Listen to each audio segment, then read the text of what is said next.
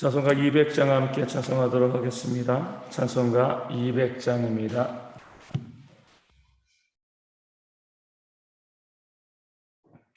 찬송가 200장 함께 찬송하도록 하겠습니다.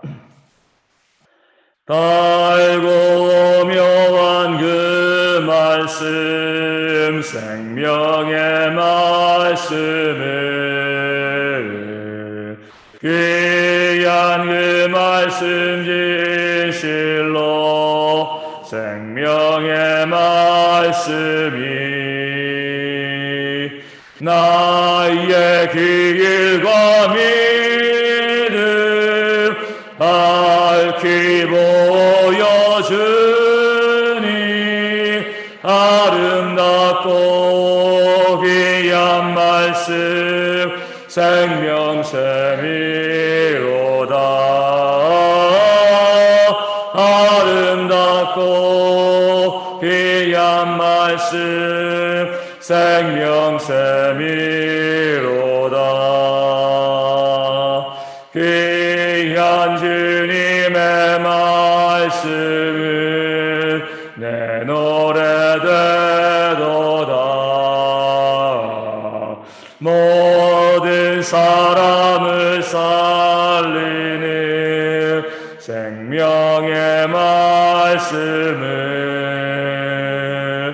값도 없이 받아 생명 길을 가니 아름답고 귀한 말씀 생명샘이로다.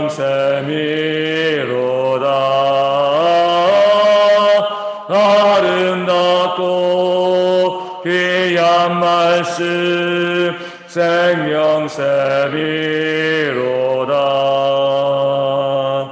널리 울리어 퍼지는 생명의 말씀을 마음의 용서와 평안을 골고루 주나니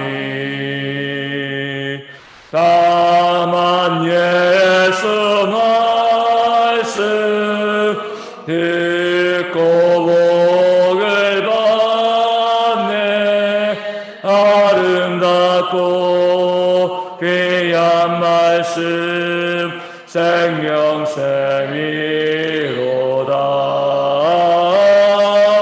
아름답고 귀한 말씀 생명샘이로다.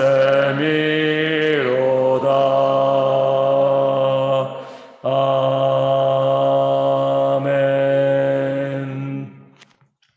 사도신경으로 우리의 신앙을 함께 고백하겠습니다.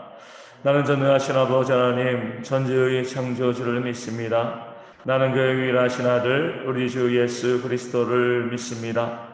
그는 성령으로 잉태되어 동정녀 마리아에게서 나시고 본디오 빌라도에게 고난을 받아 십자가에 못 박혀 죽으시고 장사된 지 사흘 만에 죽은 자 가운데서 다시 살아나셨으며 하늘에 오르시어 전능하신 아버지 하나님 우편에 앉아 계시다가 거기로부터 살아있는 자와 죽은 자를 심판하러 오십니다. 나는 성령을 믿으며 거룩한 공교회와 성도의 교제와 죄를 용서받는 것과 몸의 부활과 영생을 믿습니다. 아멘. 고린도전서 9장 8절에서 10절까지의 말씀을 봅니다. 고린도전서 9장 8절에서 10절까지의 말씀입니다. 자, 말씀을 읽어드리겠습니다. 내가 사람의 예대로 이것을 말하느냐? 율법도 이것을 말하지 아니하느냐? 모세 율법에 곡식을 밟아 떠는 소에게 망을 씌우지 말라 기록하였으니 하나님께서 어찌 소들을 위하여 염려하심이냐? 오로지 우리를 위하여 말씀하심이 아니냐? 과연 우리를 위하여 기록된 것이니 각가는 자는 소망을 가지고 갈며 곡식 떠는 자는 함께 얻을 소망을 가지고 떠는 것이라. 아멘. 사도 바울은 하나님의 교회를 위해 헌신하고 수고하는 그 일꾼이 마땅히 또 섬김을 받아야 되고 마땅히 존중받아야 될 그런 권리가 있다는 것을 말씀을 통하여서 증거하였습니다. 그러면서 군인의 예를 들고요. 또 포도 농사 짓는 사람, 양떼를 먹이는 목동의 예를 들었습니다. 그들이 마땅히 수고한 것에 대해서 그 가치를 얻는 것처럼 영적인 일도 마찬가지로 그 신령한 일도 수고하고 했을 때 마땅히 또 이 섬김을 받을 그런 이 권리가 있다. 이 사실을 이야기한 거죠. 그랬을 때 또 대적하는 자들은요, 이 사도 바울을 이렇게 공격합니다. 왜 하나님의 일에 대해서 이야기하면서 세상의 예, 사람의 예를 드냐? 교회와 세상은 구분된 것이 아니냐? 하나님의 교회 일을 이야기할 때 왜 세상의 것을 가지고 이야기하냐? 세상과 교회가 같냐? 바울을 또 대적하고 또 비판하는 겁니다. 군인은 군인일 뿐이지 군인의 예를 들어서 교회에서 섬기는 것, 또 목회를 설명하지 마라. 포도농사를 짓는 농부나 양떼를 지키는 목동이나 다 세상에서 일하고 있는 사람들인데 그런 사람들의 예를 목회자에게 또 교회에서 일하는 자에게 섬기는 자에게 적용하지 말아라. 잘못된 것이다. 이렇게 이제 사도 바울을 비판하였습니다. 어떻게 보면 맞는 것 같지만 우리가 성경을 오해하는 거죠. 세상과 교회는 구별됩니다. 구별된다는 것은요, 교회는 하나님이 통치하시고 세상은 사단이 통치한다는 게 아니에요. 교회는 하나님의 원리가 적용되어지지만 세상에는 다른 원리가 있다. 이렇게 구별되어지는 것이 아닙니다. 하나님의 온전하심은요, 믿는 자나 믿지 않는 자에게 같이 해와 비를 내려주시는 것이라고 성경에 말씀하고 있습니다. 하나님이 이 땅을 창조하시고 세상에 피조물이라고 했을 때 구원받은 우리도 피조물이지만 믿지 않는 자도 하나님의 피조물이고요. 세상 모든 물질들도 다 하나님의 피조물입니다. 그렇기 때문에 하나님의 원리는요, 믿는 자들에게만 적용되어지는 것이 아니라 믿지 않는 자들에게도 적용이 되어집니다. 다만 무슨 차이가 있냐면 믿는 우리는 하나님의 원리에 순종하는 것이고 믿지 않는 자들은요, 하나님의 원리를 반하는 것, 거부하는 것, 이것으로 구별되는 거죠. 교회에만 특별한 원리가 있고 세상에는 적용되어지지 않는다. 이렇게 바라보는 것 자체가 하나님 대신 우리가 부정하는 모습이 되어집니다. 예수님께서는 우리로 하여금 너희는 세상의 소금과 빛이 되어라 말씀하셨습니다.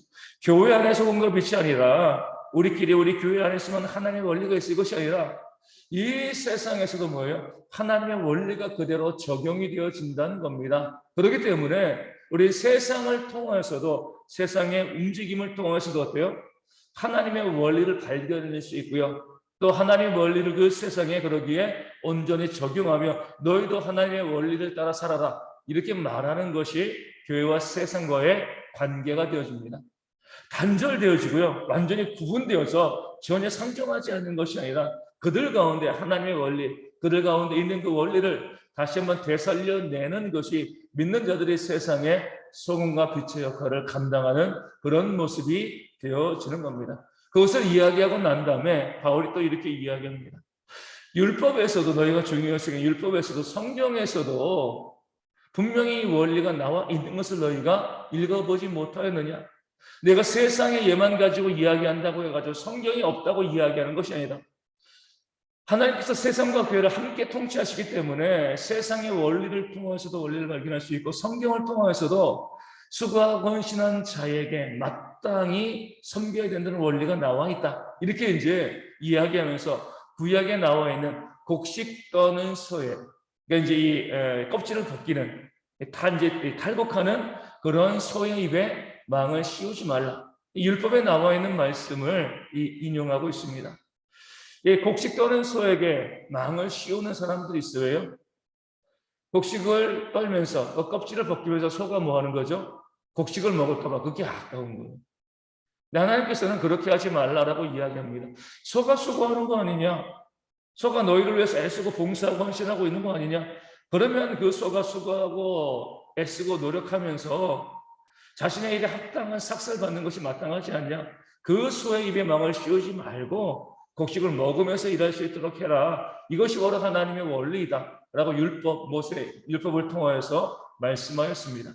모세 이제 바울은 이렇게 이야기하는 거죠. 그것이 어찌 하나님께서 소들을 위해서 주신 말씀이겠느냐. 소들을 위해서, 소들의 이 권리를 위해서 하나님께서 그 말씀을 주신 것이 아니다. 누구를 위해서요? 사람들을 위하여서, 우리를 위하여서 그 말씀을 주시고 그 말씀의 원리를 우리의 삶에 적용하기를 하나님께서 원하시는 것이 아니냐. 원리가 뭐예요? 수고하는 자에게, 애쓰는 자에게, 헌신하는 자에게 마땅히 그 사례를 하고 그들을 섬기는 것이 마땅하다. 농부의 예나 목동의 예나 군인의 예, 그 세상의 예나 성경에 나와 있는 하나님의 원리나 다 동등하다는 겁니다. 교회와 세상 모두 하나님의 통치 가운데 있기 때문에 수고하고 애쓰는 자에게 마땅한 삭스를 주는 것은 교회에서도 적용되어야 되고 세상에서도 적용이 되어야 하는 원리가 되어지는 거죠. 그것을 위해서 하나님께서는 곡식 떠는 소의 입에 망을 씌우지 말라. 그 원리를 알려주셨다. 근데 사람들은 어떻게 합니까? 이 말씀을 가지고요, 정말 곡식 떠는 소의 입에 망을 씌우지 않는 것만 해요. 율법에 보니까 소가 곡식을 떨 때 입에 망을 씌우지 말라고 해서 씌우면 안 돼. 그리고 말씀을 끝내버리는 거예요. 그 말씀이 담고 있는 원리를 생각하지 않습니다. 왜 그 말씀을 주셨는가? 정말 소만을 위해서인가? 그것이 아니라 우리 모든 사람들에게, 수고하고 헌신하는 사람들의 그 노고를 잊지 말라. 거기에 감사하라. 이런 의미를 가지고 그 말씀을 주신 것이지, 이 답답한 사람들아, 어찌 소만 위해서 그 말씀을 주셨겠느냐? 우리를 위해서 그 말씀을 주신 것이 아니냐? 원리를 좀 생각해라. 사도 바울이 이야기하면서 성경을 통해서 하나님께서 수고한 자들에게 마땅한 삭스를 주는 것이 성경을 통해서 우리 가운데 이 명령되었다. 이 사실을 말씀해주고 있는 겁니다. 이것이 우리가 믿는 자들이 성경을 보는 그런 모습이어야 돼요. 하나님의 말씀은요, 원리를 담고 있습니다.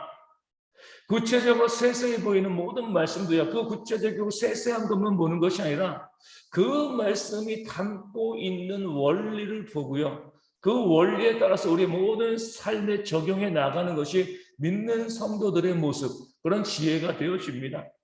우리 삶에 정말 너무나 다양한 많은 문제들이 매일매일 닥쳐오잖아요. 사람들은요, 성경에서 구체적으로 그 문제에 대해서 어떤 답을 주지 않았기 때문에 우리는 세상에 물어보고 내 지혜와 내 지식대로 이 문제를 해결해 나간다, 이렇게 이야기합니다. 예를 들어가지고 우리가 이사를 할 때 어디로 이사 갈 것인가 성경에 나와 있나요? 안 나와 있잖아요. 그러니까 내가 알아서 내 생각대로 해야지. 하지만 하나님의 원리를 통해서 보면은요, 그 원리를 통해서 보면 내가 어디로 이사하는 것이 더 합당한 것인가, 그 부분들을 우리가 알 수 있게 되어지는 겁니다. 구체적인 부분들은 나와 있지 않지만 내가 살면서 결정하는 것, 직장 시험 문제, 사업의 문제, 또 이사의 문제, 가정 자녀의 문제, 모든 문제에 대한 답이 원리로 성경 가운데 있기 때문에 그 원리를 가지고서 우리의 삶의 문제를 풀어나가는 그런 지혜가 있어야 할 줄로 믿습니다. 가장 잘 알고 있는 원리 중에 하나가 이거잖아요. 먼저 그의 나라와 그의 의를 구하라. 그러면 이 모든 것을 너희에게 더하시리라. 너희가 먹든지 마든지 무엇을 하든지 하나님의 영광을 위하라. 이 원리만 가지고서도요, 우리 삶에 있는 문제 정말 8, 90%가 해결되어집니다. 그 원리를 알지 못하고요, 구체적인 것이 없으니까 내 뜻대로 갈 거야, 이렇게 이야기하는 어리석음이 우리 가운데 있는 거죠. 주님께서는 우리의 삶의 모든 문제에 대한 답을 이미 다 주셨습니다. 그 사실을 우리가 알고요, 늘 말씀을 보고요, 그 말씀을 통해서 하나님의 주시는 원리를 발견하고 그 원리대로 살아감을 통해서 하나님의 은혜와 복을 누리시는 우리 대형의 모든 성도 되어지기를 주님의 이름으로 축원을 드립니다. 이 아침에 기도할 때 우리 대형의 성도들 가운데 말씀을 통해서 원리를 발견하고요, 그 원리에 순종하고 복을 받는 그런 은혜가 우리 모든 성도와 가정 가운데 임할 수 있도록 위하여 기도하여 주시고, 우리 가운데 육신적으로 또 힘들어하시는 많은 분들이 있습니다. 회복되어질 수 있도록 위하여 기도하시고요, 더 이상 코로나가 확산되어지지 않도록 교회가 우리 성도 가운데 감염되어지지 않도록 기도하여 주시고, 무엇보다도 우리 후유증 있는 분들도 회복될 수 있도록 기도하여 주시고요, 우리 서문지 양수 집사님, 조순옥 선사님, 또 주님에게서 황민선 사모님 위해서 회복의 역사가 있도록, 또 다른 아픈 분들, 또 가정과 경제에 문제 있는 분들 우리가 바라보면서 그들 성도들의 가족의 회복이 온전히 일어날 수 있도록 열심히 함께 기도하도록 하겠습니다. 기도문 하시겠습니다. 하늘에 계신 우리 아버지, 아버지의 이름을 거룩하게 하시며 아버지의 나라가 오게 하시며 아버지의 뜻이 하늘에서 같이 땅에서도 이루어지게 하소서. 오늘 우리에게 일용할 양식을 주시고 우리가 잘못한 사람을 용서하여 준 것 같이 우리 죄를 용서하여 주시고 우리를 시험에 빠지지 않게 하시고 악에서 구하소서. 나라와 권능과 영광이 영원히 아버지의 것입니다. 아멘. 기도하겠습니다.